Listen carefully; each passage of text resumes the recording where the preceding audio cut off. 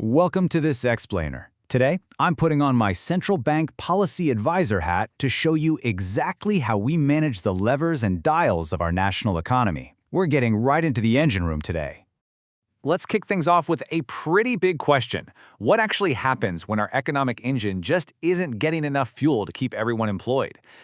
What do we actually do when the whole system just stalls out? Well, let's dive right into this specific headache. We call it deficient demand. Take a look at that deflationary gap on the screen. Basically, this happens when aggregate expenditure, the total planned spending across the whole economy, falls completely short of what we actually need for full employment. We're producing way less than our potential. And honestly, that gap right there, that is exactly where recessions live. It helps to think of the entire economy like a massive, complex engine. You've got aggregate demand flowing in on one side and aggregate supply on the other. When demand is deficient, the engine starts to sputter. But look down at those control panels. Those represent the exact policy tools we can grab to restore the balance and get this engine roaring again. So here's our roadmap for this explainer. We'll cover diagnosing deficient demand, the fiscal policy toolbox, the monetary policy toolbox, and finally, boosting foreign demand. Starting off with Part 1, diagnosing deficient demand, when the engine sputters. Simply put, this is when folks are just saving way too much, which causes this massive pileup of unsold inventory, layoffs, and falling prices. Moving right along to Part 2, the fiscal policy toolbox, or what we like to call the government's levers. So when we need to intervene, our first major operator of this economic engine is the government. They use fiscal policy to literally inject cash directly back into the system. And to pull this off, the government basically has four primary dials they can tweak: tax cuts, public works, discouraging borrowing, and expanding deficit financing.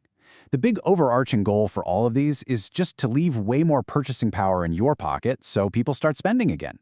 Let's break these down one by one. First up, we have tax cuts.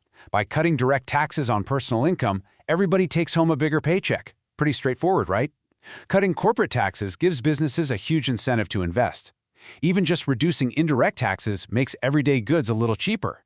At the end of the day, it all leads to higher disposable income, which directly boosts spending and investment across the board. Next up is public works. And this is a brilliant illustration of how direct government intervention actually looks on the ground. If the private sector isn't spending money, well, the government steps right in. They start building roads, bridges, railways, the whole shebang. They might also bump up welfare payments like pensions and unemployment relief. Think back to iconic projects like the Hoover Dam. Those were massive public works designed specifically to jumpstart a totally stalled economy. It acts like this huge fuel injection, putting money directly into the hands of folks who will actually go out and spend it, driving aggregate demand right back up. Okay, tool number 3 is discouraging public borrowing. Now, usually, governments love to issue bonds to borrow money from the public. But during a period of deficient demand, they consciously choose not to do this. By not soaking up the public's money, the government ensures that cash actually stays sitting right there in consumers' bank accounts. The idea is to tempt people into increasing their own daily consumption instead of locking their money up in bonds.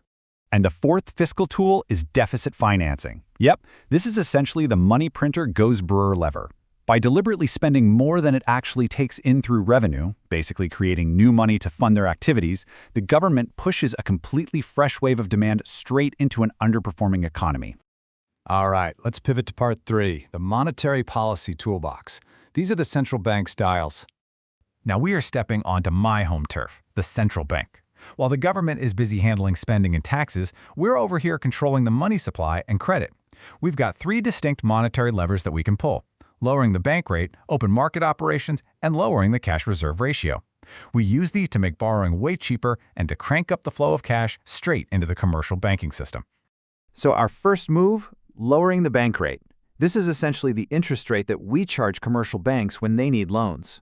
So when we drop our rate, commercial banks turn around and drop their rates for everyday customers like you and me. This cheaper credit actively encourages the public and businesses to go out, borrow more money, and invest it right back into the economy. Our second tool is called open market operations, and it works in this really cool 3-step chain reaction. Step 1, the central bank goes in and buys up government securities and bonds from commercial banks. Step 2, we pay for those securities, which injects cold, hard cash straight into those commercial banks' vaults. And step 3, now that they're absolutely flush with new cash, those banks aggressively expand their loans and advances to the public. Our third lever is lowering the cash reserve ratio, or the CRR. See, we require all commercial banks to keep a certain percentage of their deposits locked safely in our vaults as a reserve. But by dropping that required percentage, we let banks keep way less cash locked up. This immediately frees up a ton of their capital, massively expanding their capacity to just hand out loans to consumers.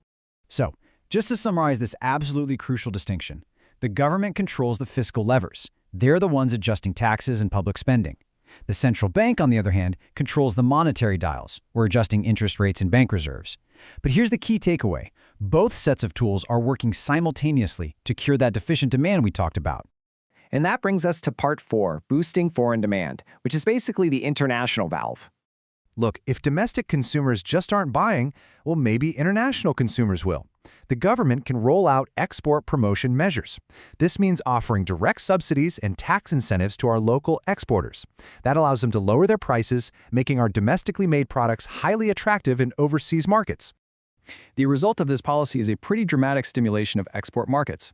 By selling off all their excess, unsold capacity abroad, we effectively reduce that deficient demand back at home.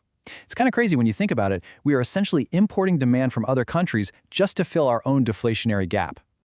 So, looking back at our master map of the economic engine here, you can really see how all these pieces fit together. When that aggregate demand pipe on the left just isn't flowing fast enough, understanding and utilizing both fiscal and monetary policy is absolutely vital. By twisting these dials, cutting taxes, increasing public works, lowering interest rates, and promoting those exports, we can actually get a sputtering economy right back to that sweet spot of stable prices and full employment. So I'm going to leave you with this thought to ponder. The next time you hear on the news that aggregate demand is falling, or maybe that we're slipping into a recessionary gap, if you were the chief mechanic of the economy, which of these powerful levers do you think should be pulled first? Thanks so much for joining me on this explainer.